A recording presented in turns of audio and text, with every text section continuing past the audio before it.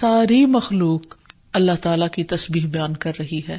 ہر مخلوق کو اپنی نماز اور تسبیح کا طریقہ معلوم ہے. کس قدر دلچسپ اور خوبصورت بات ہے کہ پرندہ ہو یا چیونٹی ہو یا کوئی بڑے سے بڑا جانور ہو یا ستارہ اور سیارہ ہو، ہر ایک کو تسبیح بھی معلوم ہے، یعنی اللہ کا ذکر کیسے کرنا ہے، اور یہ بھی معلوم ہے کہ اس کا کام کیا ہے، وہ کیوں پیدا کیا گیا ہے. تو اس میں حیرت کی بات یہ ہے کہ اگر ساری مخلوق یہ جانتی ہے تو پھر انسان کا انجان بننا اس کے لیے کس قدر خطرناک ہے. اللہ تعالیٰ نے سب کچھ انسان کے لیے پیدا کیا اور وہ ساری چیزیں انسان کی خدمت میں خوب لگی ہوئی ہیں، لیکن انسان کو جس کے لیے پیدا کیا گیا، انسان اس مقصد کو بھول گیا اور اپنے رب سے غافل ہو گیا. تو اس لیے اگر ہم تسبیح نہیں کریں گے تو ہم ساری کائنات سے الگ ہو جائیں گے. وہ سب تو اللہ کے وفادار، فرما بردار، تسبیح گزار، اور ہم اللہ سے غافل. یہ دل کیسے گوارا کر سکتا ہے؟ اس لیے زیادہ سے زیادہ اللہ سبحانہ وتعالیٰ کی تسبیح کرنی چاہیے. جیسے اللہ تعالیٰ قرآن مجید میں حکم بھی دیتے ہیں، یا ایھا الذین آمنوا اذکروا اللہ ذکرا کثیرا وسبحوہ بکرۃ واصیلا. اے ایمان والو، اللہ کو بکثرت یاد کیا کرو اور صبح و شام اس کی تسبیح بیان کیا کرو. یعنی انسان کو خاص طور پر صبح اور شام کے اوقات میں تسبیح کرنی چاہیے، جس کی تفصیل احادیث میں ہمیں ملتی ہے. رسول اللہ صلی اللہ علیہ وسلم خود بھی کثرت کے ساتھ سبحان اللہ و بحمدہ استغفر اللہ و اتوب الیہ کثرت سے پڑھا کرتے تھے کہ پاک ہے اللہ اور اس کی تعریف کے ساتھ، اور میں اللہ تعالیٰ سے بخشش طلب کرتا ہوں اور میں اس کی طرف توبہ کرتا ہوں. پھر اسی طرح یہ ہے کہ انسان کو صبح و شام سبحان اللہ و بحمدہ کی تسبیح کرنی چاہیے. جو ایسا کرے اس کے تمام گناہ معاف کر دیے جاتے ہیں، خاص سمندر کی جھاگ برابر ہی کیوں نہ ہو. پھر خصوصاً فجر کے بعد انسان 3 بار یہ کلمات پڑھے، سبحان اللہ و بحمدہ عدد خلقہ و رضا نفسہ و زنۃ عرشہ و مداد کلماتہ. اللہ کی تعریف اور اسی کی پاکی ہے، اس کی مخلوق کی تعداد کے برابر، اس کی رضا اور اس کے عرش کے وزن اور اس کے کلمات کی سیاہی کے برابر. یعنی اللہ سبحانہ و تعالیٰ کی تعریف ہر چیز سے زیادہ. پھر اسی طرح یہ ہے کہ فجر کے بعد اور عصر کے بعد خصوصی طور پر تسبیح کا وقت ہوتا ہے اور ساری مخلوق اس وقت تسبیح میں مشغول ہوتی ہے. پھر رکوع اور سجدوں میں اللہ تعالیٰ کی تسبیح بیان کرنی چاہیے. نماز کے بعد تسبیحات فاطمہ پڑھنی چاہیے. سوتے وقت وہ تسبیحات پڑھنی چاہیے جو نبی صلی اللہ علیہ وسلم نے حضرت فاطمہ کو سکھائی تھی. پھر اسی طرح نبی صلی اللہ علیہ وسلم رات کو جب تک نیند نہیں آتی تھی مسلسل تسبیح کرتے رہتے تھے.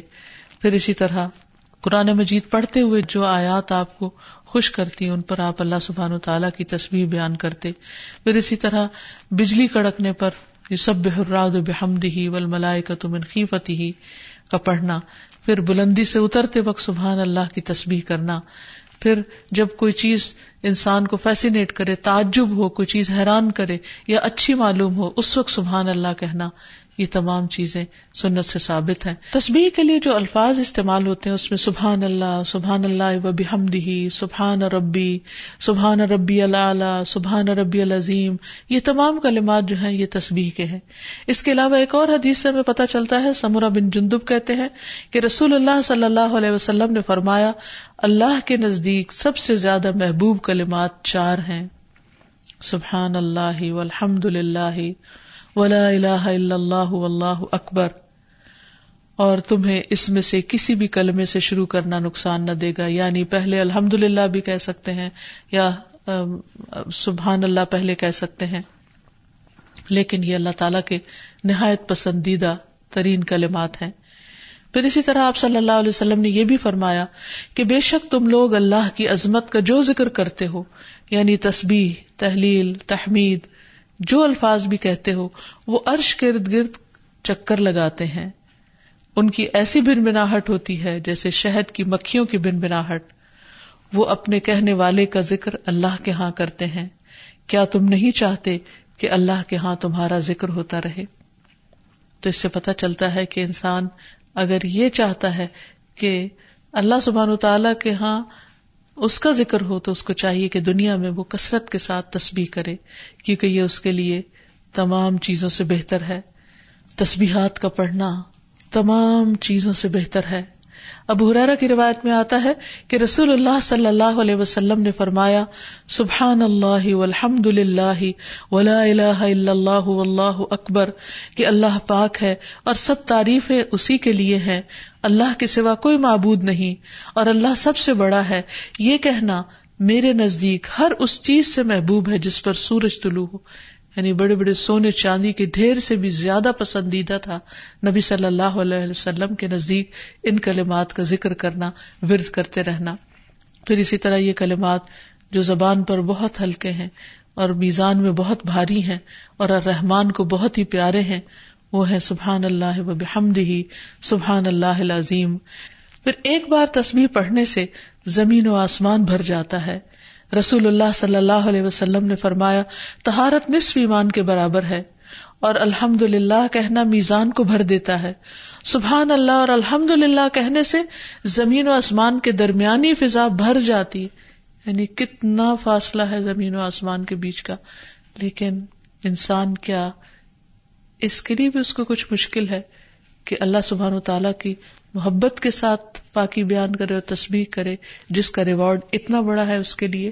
آج دنیا میں انسان کو وہ نظر نہیں آتا، لیکن کل قیامت کو انسان ایک ایک نیکی کا محتاج ہوگا تو وہاں اس کو اس کی قدر آئے گی. اس لیے بہتر ہے کہ آج اپنے لیے انسان ذخیرہ اور سرمایہ اکٹھا کر لے. پھر اسی طرح انسان جب تسبیح کرتا ہے تو اس کے گناہ بھی مٹتے ہیں، یعنی ایک طرف اس کی نیکیوں میں اضافہ ہوتا ہے اور دوسری طرف اس کے گناہوں کو جھاڑنے کا ذریعہ بنتا ہے. انس رضی اللہ عنہ کہتے ہیں کہ رسول اللہ صلی اللہ علیہ وسلم ایک ایسے درخت کے پاس سے گزرے جس کے پتے سوکھ چکے تھے. آپ نے اس پر لاٹھی ماری تو اس کے پتے جھڑنے لگے. پھر آپ نے فرمایا الحمدللہ و سبحان اللہ ولا الہ الا اللہ واللہ اکبر سے اسی طرح گناہ جھڑتے ہیں جس طرح اس درخت کے پتے جھڑے ہیں. پھر اسی طرح یہ 100 اونٹوں سے افضل عمل ہے. نبی صلی اللہ علیہ وسلم نے فرمایا جس نے سورج طلوع ہونے اور اس کے غروب ہونے سے قبل 100 بار سبحان اللہ کہا تو یہ اس کے لیے 100 اونٹوں سے بہتر ہے. یعنی اتنی بڑی کمائی اور نیکیوں کا اتنا بڑا ذخیرہ ہے. پھر اسی طرح تسبیح کے کچھ اور کلمات ہیں کہ جن سے آسمان کے دروازے کھل جاتے ہیں. ابن عمر کہتے ہیں کہ ہم رسول اللہ صلی اللہ علیہ وسلم کے ساتھ نماز پڑھ رہے تھے کہ جماعت میں سے ایک آدمی نے کہا اللہ اکبر کبیرہ والحمد للہ کثیرا وسبحان اللہ بکرۃ واصیلا. تو رسول اللہ صلی اللہ علیہ وسلم نے فرمایا اس طرح کے کلمات کہنے والا کون ہے؟ جماعت میں سے ایک آدمی نے عرض کیا اے اللہ کے رسول میں ہوں. آپ نے فرمایا کہ مجھے تعجب ہوا کہ اس کے لیے آسمان کے دروازے کھولے گئے. ابن عمر فرماتے ہیں کہ میں نے ان کلمات کو پھر کبھی نہیں چھوڑا جب سے اس کے بارے میں نے رسول اللہ صلی اللہ علیہ وسلم کو یہ فرماتے ہوئے سنا کیا کہ اس شخص کے لیے آسمان کے دروازے کھول دیے گئے، یعنی ان کلمات کے پڑھنے کی وجہ سے. پھر تسبیحات کا پڑھنا جنت میں درخت لگانے کا سبب بنتا ہے. پھر اسی طرح انسان کے تمام جوڑوں کا صدقہ ہر روز اس پر واجب ہو جاتا ہے اور یہ تسبیحات اس کے لیے ہر جوڑ سے صدقے کا باعث بنتی ہیں. پھر یہ ہے کہ تسبیحات عمر میں اضافے کا ذریعہ بھی بنتی ہیں. نبی صلی اللہ علیہ وسلم نے فرمایا اللہ کے نزدیک اس مومن سے افضل کوئی نہیں جسے حالت اسلام میں لمبی عمر دی گئی ہو اس کی تسبیح و تکبیر اور تحلیل کی وجہ سے. پھر اسی طرح انسان کے لیے یہ تسبیحات محرومی سے بچاؤ کا ذریعہ بھی ہیں. رسول اللہ صلی اللہ علیہ وسلم نے فرمایا کچھ دعائیں ایسی ہیں جن کو 100 مرتبہ پڑھنے والا کبھی محروم نہیں ہوتا. سبحان اللہ والحمد للہ ولا الہ الا اللہ واللہ اکبر. یعنی جب انسان کو کوئی حاجت ہو، کوئی ضرورت ہو، کوئی مشکل ہو، کوئی پریشانی ہو تو اللہ سبحانہ وتعالیٰ کا ان الفاظ کے ساتھ ذکر کرنا شروع کر دے، تسبیح کرنا شروع کر دے، کیونکہ یہ باقی رہنے والی نیکیاں ہیں اور دنیا میں بھی انسان کو فائدہ دیتی ہیں اور آخرت میں بھی انسان کے لیے آگ سے بچاؤ کا ذریعہ ہیں. حدیث میں آتا ہے رسول اللہ صلی اللہ علیہ وسلم نے فرمایا اپنا بچاؤ حاصل کر لو. صحابہ نے عرض کیا اللہ کے رسول کیا دشمن آ گیا؟ آپ نے فرمایا نہیں، لیکن جہنم سے تمہارا بچاؤ سبحان اللہ والحمد للہ ولا الہ الا اللہ واللہ اکبر سے ہے. اور یہی کلمات باقیات صالحات ہیں. پھر اسی طرح دل کی گھٹن اور سینے کی تنگی کا علاج بھی تسبیح میں ہے.